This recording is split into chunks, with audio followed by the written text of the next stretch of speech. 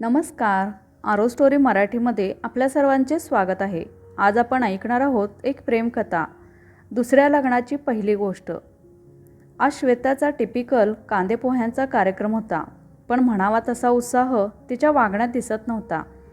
तिची आईच बळेबळे तिला ही साडी नेस, असा मेकअप कर म्हणून मागे लागली होती. श्वेताने मात्र आईकडे साफ दुर्लक्ष करत एक साधीशी साडी नेसली. श्वेता 35 वर्षाची, गोरी, नाकी डोळी नीटच, जराशी वयोमानानुसार भरलेल्या अंगाची, घटस्फोटित मुलगी. तिला सांगलीतील एका घटस्फोटित मुलाचे स्थळ सांगून आले होते. मुलगा अनुदानित शाळेत शिक्षक होता. श्वेता ही तशी BA-DEd होती, पण नोकरीला मात्र नव्हती आणि तिला आता नोकरी करण्यात इंटरेस्टही नव्हता. मुलाकडची मंडळी आली. सुशांत शेलार मुलाचं नाव होतं. तोही गोरागुमटा, धिप्पाड शरीरयष्टीचा मुलगा, वय 35च. जुजबी विचारपूस झाली आणि श्वेता बाहेर आली. सुशांतने तिला नजर वर करून नीट पाहिलेही नाही आणि श्वेतानेही त्याला पाहण्याची तस्ती घेतली नाही. सुशांतच्या आई बोलल्या, दोघांना काही बोलायचे असेल तर बोलू द्या एकांतात. श्वेताचे वडील म्हणाले, हो का नाही, शेवटी संसार त्यांना करायचा आहे. हो नाही करत गच्चीवर पाठवले दोघांनाही. दिवस मावळतीला आला होता. मस्त गार वारा सुटला होता. उन्हाळ्याचे दिवस असल्याने गार वाऱ्याचे झोत मनाला आणि शरीराला सुकावत होते. श्वेता आणि सुशांत मात्र खुर्चीवर अवघडून बसले होते. काय बोलावे ते दोघांनाही सुचत नव्हते. शेवटी श्वेताने बोलायला सुरुवात केली. माझ्याविषयी तुम्हाला सगळे काकांनी सांगितलेच असेल, तरी काही गोष्टी मला क्लिअर कराव्याशा वाटतात. मी स्पष्टच बोलते. मी एक स्वतंत्र विचारांची व कोणतीही गोष्ट घेताना प्राईस टॅग न पाहणारी, 2-3 महिन्यातून पार्लरला जाणारी व कोणाचाही शिरजोर सहन न करणारी फटकळ मुलगी आहे. आणि हो, व्यसनी माणसांचा मला तिटकारा आहे. जर तुम्हाला कोणतेही व्यसन असेल तर ते आत्ताच सांगा. तिच्या बोलण्यात कडूपणा स्पष्ट जाणवत होता. तिच्या कटू अनुभवातून तो आला असेल कदाचित. ती खाली मान घालून बोलत होती.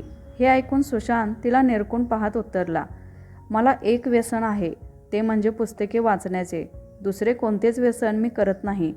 आणि हो, मला वाटतं प्रत्येक माणसाने स्वतंत्र विचारच असावं.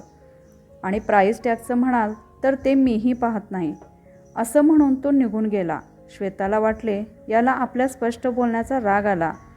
हा आपल्याला नकार देणार हे तिने गृहीत धरले होते.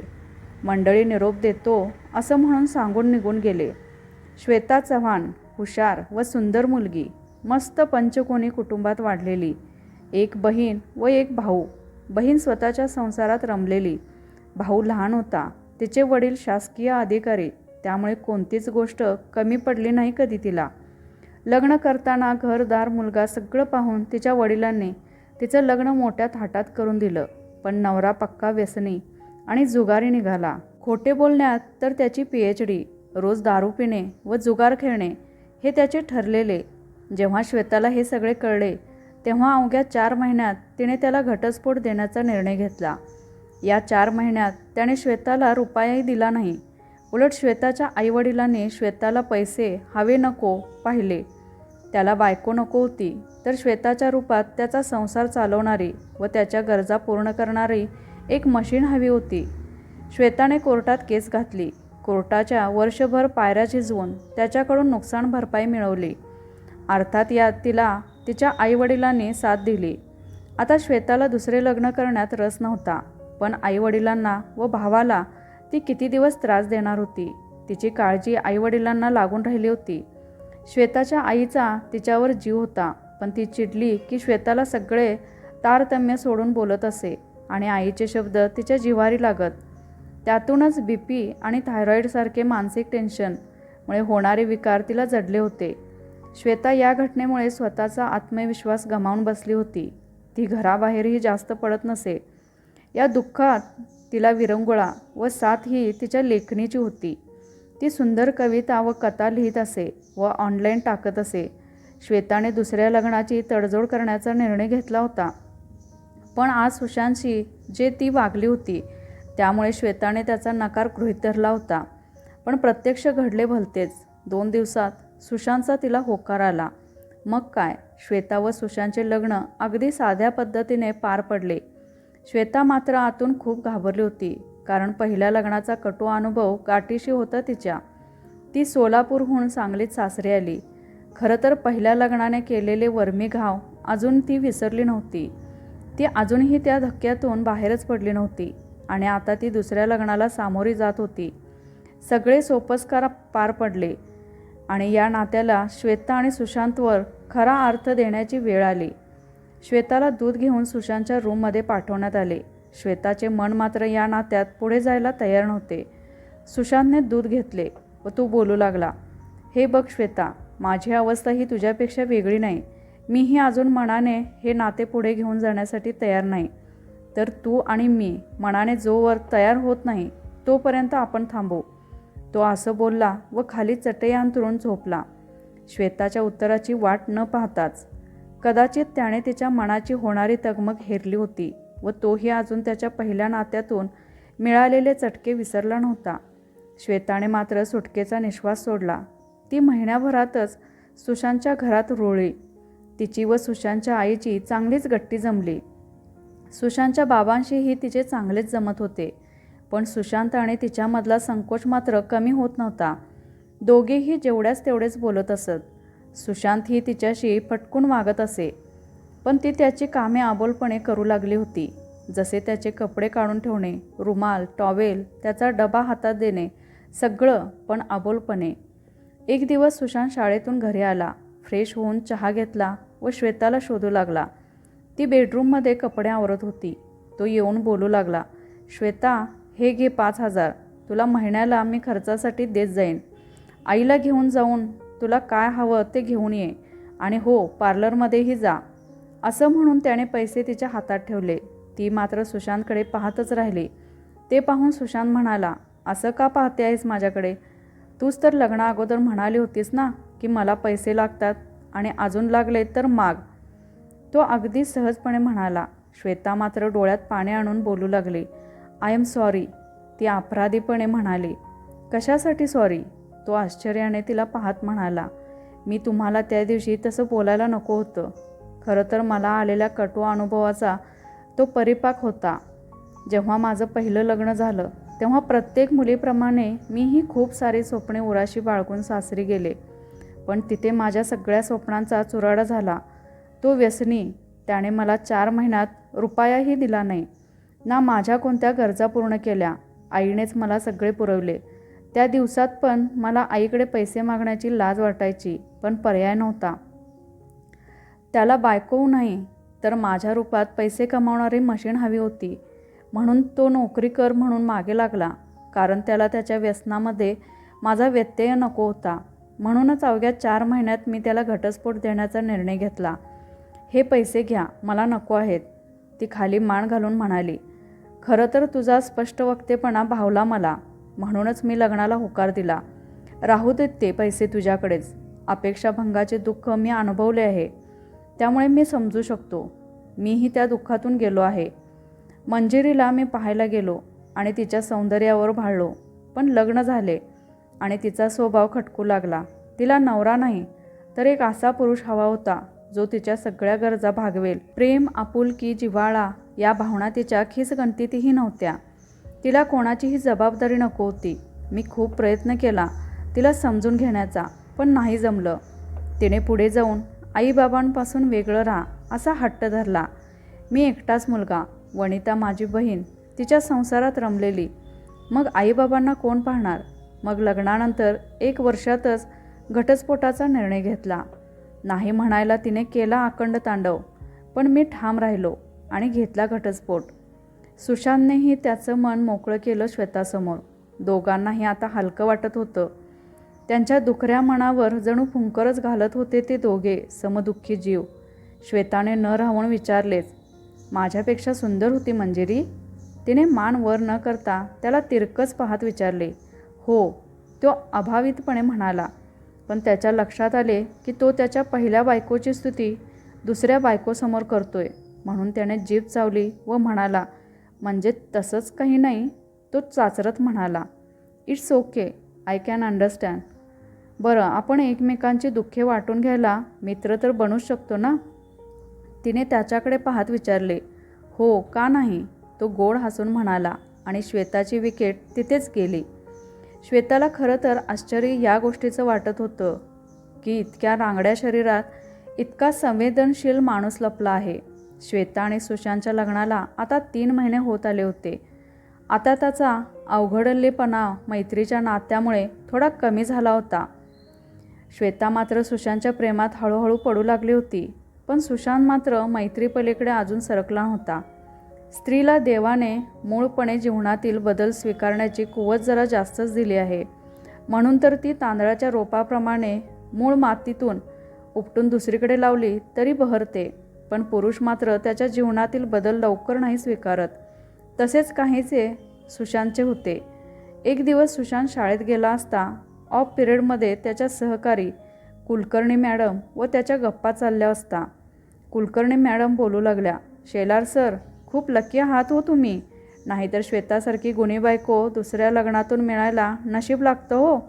श्वेता सुगरण तर आहेच, खूप छान जेवण बनवते, चाकतो ना आम्ही रोज तिच्या हातची चव तुमच्या डब्यातून. पण त्याहीपेक्षा ती उत्तम लेखिका आहे. काय कविता करते, काय कथा लिहिते. तिने सोशल मीडियावर नुसता धुमाकूळ घातला आहे. अहो, तिच्या कथा आणि कविता वाचून लोक वेडे होत आहेत. त्या कौतुकाने बोलत होत्या. काय, तुमचा काहीतरी गैरसमज होतोय मॅडम. श्वेता आणि लेखिका, तो आश्चर्याने म्हणाला. काय थट्टा करताय काय सर माझी? अहो हे पहा, महाश्वेता या नावाने ती लिहिते. सोशल मीडियावर तिचाच फोटो आहे ना हा. त्या मोबाईल दाखवत म्हणाल्या. सुशांतने मोबाईल बघितला आणि पाहिलं तर खरंच श्वेताचा फोटो व तिने लिहिलेले साहित्य त्याला महाश्वेता या नावाने दिसत होते. त्याने त्याचा मोबाईल काढला. तिचे सगळे साहित्य तो पाहू लागला. त्याच्यासाठी हा मोठा आश्चर्यकारक धक्का होता. संध्याकाळी तो शाळेतून घरी आला, फ्रेश होऊन आला. तोपर्यंत श्वेता चहा घेऊन आली होती. तिने टिपवायवर चहा ठेवला व ती निघाली तर सुशांतने तिला थांबवून घेतले व तो बोलू लागला. थांब, मला तुझ्याशी बोलायचे आहे, तो म्हणाला. बोला, ती थांबून त्याच्याकडे पाहत म्हणाली. तू कविता कथा लिहितेस सोशल मीडियावर, तो तिला पाहत म्हणाला. हो लिहिते ना, ती म्हणाली. मग मला सांगावंसं नाही वाटलं तुला? आज कुलकर्णी मॅडम म्हणाल्या तेव्हा कळलं मला, तो जरा जोरात म्हणाला. श्वेता मात्र डिफेन्सिव्ह मोडमध्ये येऊन भांडणाच्या तयारीने म्हणाली. हो लिहिते ना, आणि त्यात काय सांगायचे? तुम्हाला आधी सांगितले आहे आणि आताही सांगते, मी स्वतंत्र विचारांची व्यक्ती आहे. तेव्हा ती तावातावाने बोलत होती.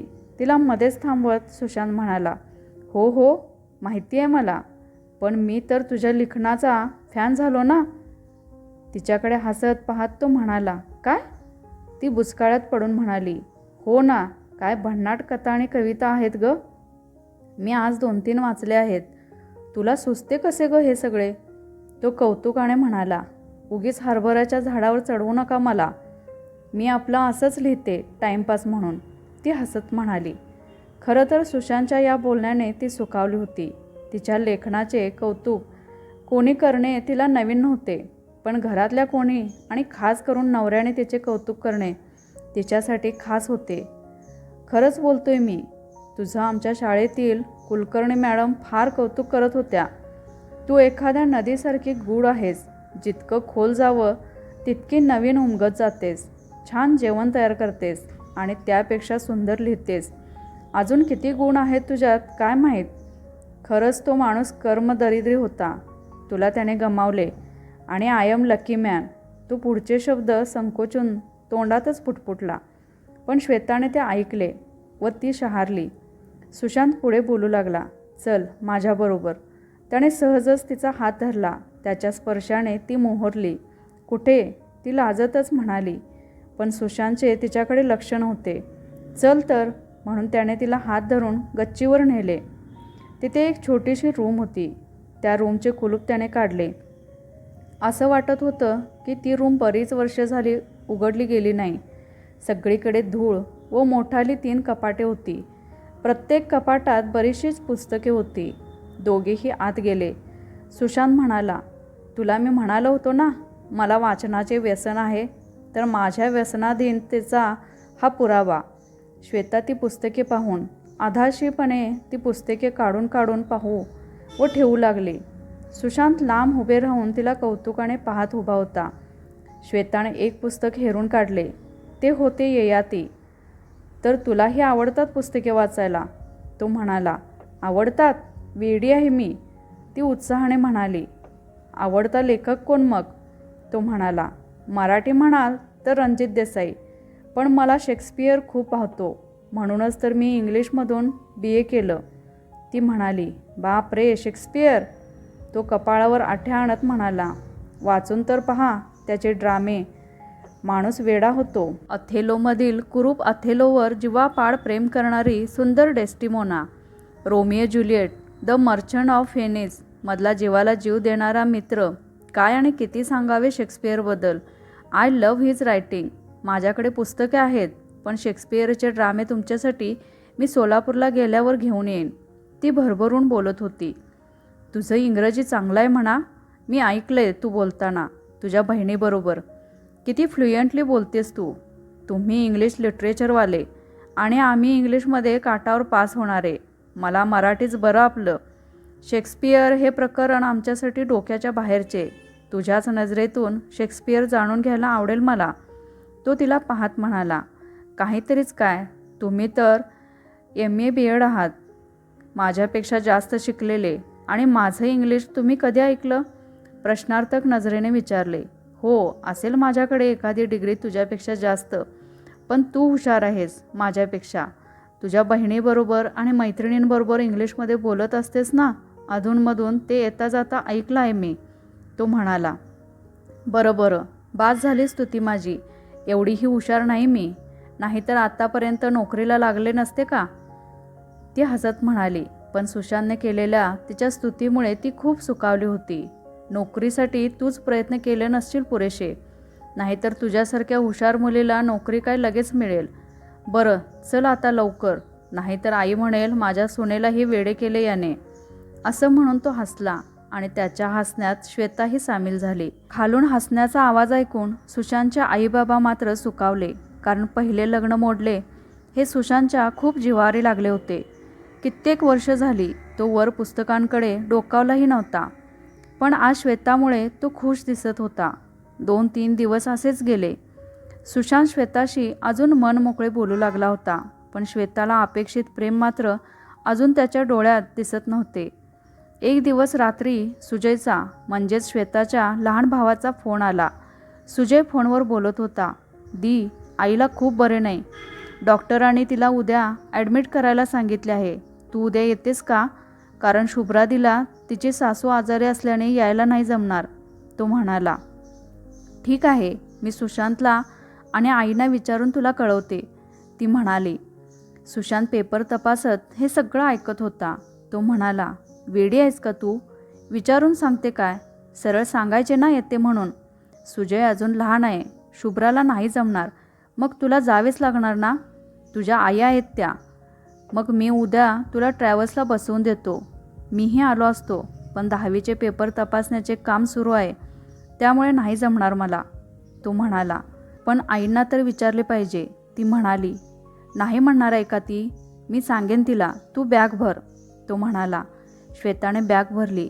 सकाळी सुशांतच्या आईला सुशांतने सगळे सांगितले. त्यांनीही जा व आईला चांगले बरे वाटल्यावरच ये असे सांगितले. सुशांत तिला बसमध्ये बसवायला आला. त्याने पाणी बॉटल्स, खाण्यासाठी काहीतरी आणि पैसे श्वेताला दिले व तो बोलू लागला. हे बघ श्वेता, एकटीच जात आहेस, प्रवासात कोणाचे दिलेले काही खाऊ नकोस, आणि जेवणाचा डबा दिलाय तुला, तो खा आणि गेल्यावर फोन कर. तो या सगळ्या सूचना देत होता आणि श्वेता त्याच्याकडे पाहून हसत होती. लहान आहे का मी हे सगळं सांगायला? आणि 6 तासात पोहोचेन मी, आणि सुजय येतोय मला घेऊन जायला स्टँडवर. तुम्ही जा, उशीर होईल तुम्हाला शाळेत जायला, ती त्याला पाहून हसत म्हणाली. हसायला काय झालं? काळजी वाटते ना म्हणून सांगतोय ना. हल्ली काय काय ऐकायला मिळते. आणि जाईन मी शाळेत. आईला जर कळले ना की मी तुला बसमध्ये बसवून लगेच आलो तर चिडेल ती माझ्यावर. तो आईचे कारण देत होता खरं, पण श्वेताला सोडून जायला त्याची पावले मात्र उचलत नव्हती. बस सुरू झाली. सुशांत तिथेच उभा होता. श्वेताला मात्र त्याचे डोळे उगीचच पाणावल्यासारखे दिसले. श्वेता माहेरी सोलापूरला गेली आणि इकडे सुशांतला मात्र तिची कमतरता जाणवू लागली. तिचं त्याची सर्व कामे अबोलपणे करणे, तिचे हसणे, तिने केलेले जेवण, त्याला श्वेताची आठवण पदोपदी येऊ लागली. गेल्या 3 महिन्यात श्वेता कुठेही इतके दिवस त्याला सोडून गेली नव्हती. त्यामुळे सुशांतला तिच्या हसण्याची सवय झाली होती. शाळेत जाताना तिचं हसत मुखाने बाय करणं, शाळेतून आल्यावर तिचं चहा आणून देणं, तिचं रात्र झपाटल्यासारखं बेडवर बसून पुस्तकं वाचन किंवा काही लिहिलेला त्याला ऐकवणं, तिने त्याच्यासाठी बनवलेले पदार्थ, तिच्या एक ना अनेक आठवणी त्याला रोज सतावू लागल्या. त्याच्याही लक्षात आले की तो तिच्याशिवाय राहू शकत नाही. त्याचं प्रेम जडले श्वेतावर याची त्याला प्रकर्षाने जाणीव झाली. नाही म्हणायला सुशांत तिला दिवसातून 2-3 फोन व मेसेजवर ही बोलणे होत असे, पण तिच्या सहवासाची सर त्यात नव्हती. श्वेताच्या आईची तब्येत 15 दिवसांनी सुधारली. श्वेता उद्या घरी येणार होती. सकाळीच ती सुशांतने बुक केलेल्या कोंडूस्कर ट्रॅव्हल्समध्ये बसणार होती. सुशांत ती येणार म्हणून भलताच खुश होता. आज रविवार असल्याने तो घरीच होता. ती संध्याकाळी 4 वाजेपर्यंत पोहोचेल असा अंदाज होता त्याचा. 3:30 वाजले आणि तो श्वेताला घेऊन येण्यासाठी निघण्याच्या तयारीत होता. बाबा टीव्हीवर न्यूज पाहत होते. एक ब्रेकिंग न्यूज फ्लॅश होऊ लागली. सोलापूरवरून येणाऱ्या कोंडूस्कर बसला मिरजजवळ अपघात झाला. त्यात 10 जण मृत, 25 लोक गंभीर जखमी आणि बाकी किरकोळ जखमी व त्या लोकांना मिरजमधील मिशन हॉस्पिटलमध्ये नेलं जात आहे अशी माहिती न्यूजमध्ये दिली जात होती. सगळे घाबरले होते, कारण त्याच बसने श्वेता येणार होती. सुशांतने श्वेताला फोन लावला, पण तिचा फोन स्विच ऑफ लागत होता. सुजयचाही फोन स्विच ऑफ लागत होता. श्वेताच्या घरी फोन केला तर तिच्या बाबाने फोन उचलला व त्यांनी सांगितले श्वेता तिथून केव्हाच निघाली आहे. हे ऐकून सुशांत पुरता घाबरला. त्याने मित्राला घेऊन मिरज गाठले. सुशांत व त्याचा मित्र अपघातातील जखमींची लिस्ट पाहत होते, पण त्यांना श्वेताचे नाव मात्र त्यात दिसत नव्हते. सुशांतने हॉस्पिटलमधील सर्व जखमींना ठेवलेले वॉर्ड, ICU वॉर्ड शोधला, पण श्वेता मात्र कुठेच सापडत नव्हती. सुशांतचा जीव मात्र थाऱ्यावर नव्हता. आता एकच जागा राहिली होती श्वेताला शोधण्याची, ती म्हणजे मृतांमध्ये. पण सुशांतचे मन मात्र तिकडे जायला धजावत नव्हते. श्वेता आपल्याबरोबर नसणार किंवा आपण श्वेताला कायमचे गमावले हा विचारच त्याला सहन होत नव्हता. त्याने आत्तापर्यंत धरून ठेवलेला धीर आता सुटला व तो मित्राला मिठी मारून रडू लागला. त्याने सुशांतला धीर दिला व तो स्वतः जाऊन मृतकांची लिस्ट पाहून आला. जेव्हा सुशांतला हे कळले की तिथे श्वेताचे नाव नाही, तेव्हा त्याला हायसे वाटले. पण श्वेता गेली कुठे हा प्रश्न होता व चुकून ती अपघाताच्या ठिकाणी राहिली नाही ना ही भीती त्याला वाटू लागली. पण त्याने कोंडूस्करमध्ये फोन करून एकदा चौकशी करावी असे ठरवले. चौकशी अंती तेव्हा त्याला कळले की श्वेता त्या बसमध्ये बसलीच नाही. हे सगळं होऊपर्यंत संध्याकाळचे 7 वाजले होते. तोपर्यंत सुशांतच्या बाबांचा फोन आला. सुशांतने फोन उचलला. बाबा बोलत होते. अरे सुशांत, श्वेता पुढे बोलणार तर सुशांत त्यांचं काहीही न ऐकून घेता रडत बोलू लागला. बाबा, श्वेता नाही सापडत. ती कुठे असेल? मला तिची खूप काळजी वाटते आहे. मला तिला नाही गमवायचं, तो रडत बोलत होता. रडणं आधी बंद कर. श्वेता आत्ताच घरी पोचली आहे. ती सुखरूप आहे, ते म्हणाले. काय? कशी? तो डोळे पुसत म्हणाला. तुला सगळं फोनवरच सांगू का? घरी ये, ते म्हणाले. सुशांतला तो केव्हा एकदा श्वेताला पाहतोय असे झाले होते. तो घरी पोचला तर त्याचे आई बाबा व श्वेता त्याचीच वाट पाहत हॉलमध्ये बसले होते. त्याला पाहून ते उठून उभारले. सुशांत श्वेताजवळ गेला व त्याने तिला मिठी मारली. तो बराच वेळ तिला मिठी मारून रडत होता. श्वेता मात्र पुतळ्यासारखी उभी होती आणि सुशांतचे आई बाबा त्याला असे पाहून अश्रुयुक्त डोळ्यांनी हसत होते. सुशांतच्या भावनांचा आवेग ओसरला तेव्हा तो भानावर आला. त्याने श्वेताला दूर केले व तो रागाने बेडरूममध्ये निघून गेला. त्याच्या मागोमाग श्वेता रूममध्ये गेली तर सुशांत बेडवर तोंड फुगवून बसला होता, पण त्याच्या डोळ्यातून मात्र पाणी वाहतच होते. श्वेता त्याच्या शेजारी जाऊन बसली व बोलू लागली. इतकं रडायला तुम्हाला काय झाले? ती त्याला पाहत म्हणाली. तुझा मोबाईल कुठे आहे? तो तिच्याकडे जळजळीत कटाक्ष टाकत म्हणाला. मोबाईल चार्ज करायचा विसरले मी, त्यामुळे तो स्विच ऑफ झाला आहे. पारा खूप चढला आहे हे एकूणच तिच्या लक्षात आले. हो का, वेंधळेपणाची ही हद्द असते. आणि सुजयचा का त्याचेही रिचार्ज संपले होते? तो तिला रागानेच म्हणाला. नाही, आज त्याचे प्रॅक्टिकल असते त्यामुळे त्याचा मोबाईल दिवसभर बंद असतो. ती हळू आवाजात खाली मान घालून म्हणाली. हो, तुम्ही दोघे बहीण भाऊ हुशार आहात, बाकी आम्ही काय मूर्खच ना. तो रागानेच म्हणाला. पण झाले काय एवढे रागवायला आणि रडून डोळे सुजवायला? आणि आल्यावर मिठी कशाला मारली मला? किती ऑफवर्ड झालं मला आईबाबांसमोर. ती उठून त्याच्यासमोर उभी राहून आता तावातावाने बोलू लागली होती. ते पाहून सुशांतच्या लक्षात आले की हिला तर काहीच माहीत नाही आणि आईबाबांनाही हिला काही सांगायला वेळच मिळाला नाही. ती त्याच्यासमोर उभा राहून हातवारी करून बोलत होती. तो उठला आणि तिच्या ओठांवर हात ठेवला आणि हळूच तिच्या कानात म्हणाला, आय लव्ह यू. असं म्हणून त्याने तिच्या तोंडावरचा हात काढला. काय? ती आश्चर्याने म्हणाली. ऐकू कमी येतं का तुला? बरं, तू कशी आलीस आज? त्याने विचारले. तुम्ही ज्या बसचं तिकीट बुक केलं होतं ना, ती बस घरी वेळ झाल्यामुळे चुकली माझी. मग काय, सुजयने दुसऱ्या बसचे तिकीट काढून दिले आणि मला त्या बसमध्ये बसवले. त्यालाही उशीर झाला होता कॉलेजला जायला. मग तो डायरेक्ट कॉलेजला गेला. मी त्याला सांगितले होते तुम्हाला फोन करून सांगायला, विसरला वाटतं तो. बसच्या तिकिटाचे पैसे माझ्या चुकीमुळे फुकट गेले. ती बोलत होती. बरं झालं. तो मोठा निश्वास सोडत म्हणाला. आज झालंय काय तुम्हाला? काय वेड्यासारखे बडबडताय? मिठ्या का मारताय? माझ्या कानात काय म्हणालात? हे ऐकून सुशांत तिच्याजवळ जात होता व श्वेता त्याच्यापासून मागे मागे सरकत होती. शेवटी ती कपाटाला थबकली आणि सुशांत कपाटावर हात टेकून तिच्या अगदी जवळ जात बोलू लागला.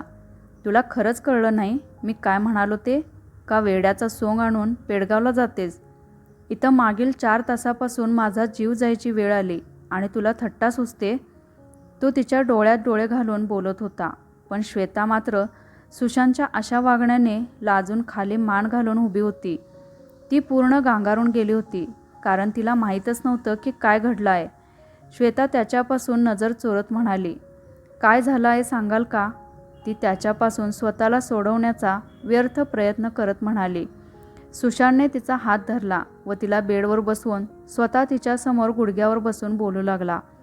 आज तू ज्या बसने येणार होतीस, जी बस तुझी सुदैवाने चुकली ना, त्या बसचा मिरजजवळ खूप मोठा अपघात झाला आणि मला वाटले की तू त्या बसमध्ये होतीस. म्हणून मी तुला शोधायला मिरज गाठले, कारण अपघातग्रस्त लोक तिथे आणले होते. या 4 तासात मी काय अनुभवले हे तुला काय कशा शब्दात सांगू? असे म्हणून तो तिच्या मांडीवर डोके ठेवून रडू लागला. असं झालं तर बरं, असते मी त्या बसमध्ये तरी काय एवढा फरक पडला असता? शेवटी ज्याला जेव्हा मरण यायचे तेव्हा तो मरणारच आहे ना. ती त्याच्या केसातून हात फिरवत म्हणाली. थोबाड फोडून तुझे, परत असं काय म्हणालीस तर? तो उठून उभा राहत म्हणाला. अरे वा, मी बरी फोडू देईन माझं थोबाड. आणि मगाशी काय म्हणालात कानात? ती उभारून म्हणाली. का, ऐकू नाही आलं का?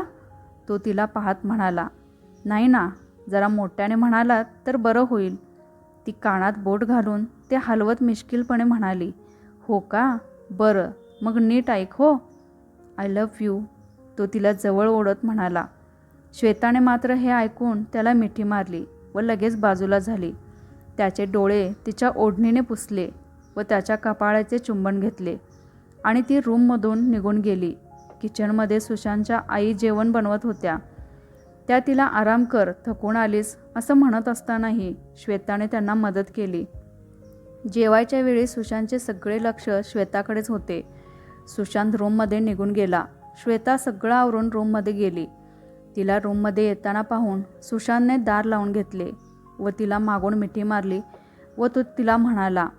माझे उत्तर न देताच निघून गेलीस मगाशी. मला वाटते ते तर तुम्हाला मगाशीच मिळाले आहे. ती स्वतःला सोडवून घेत म्हणाली. ते तुझ्या तोंडून ऐकायचे आहे मला. ठीक आहे, आय लव्ह यू सुशांत. असं म्हणून ती त्याच्या कुशीत शिरली. तर मित्रमैत्रिणींनो, आजची कथा कशी वाटली ते कमेंट्सद्वारे नक्की कळवा. आवडल्यास लाईक शेअर करा आणि अशाच आणखीन कथा ऐकण्यासाठी चॅनेलला सबस्क्राईब करा. कथा पूर्ण ऐकल्याबद्दल आणि वाचल्याबद्दल धन्यवाद.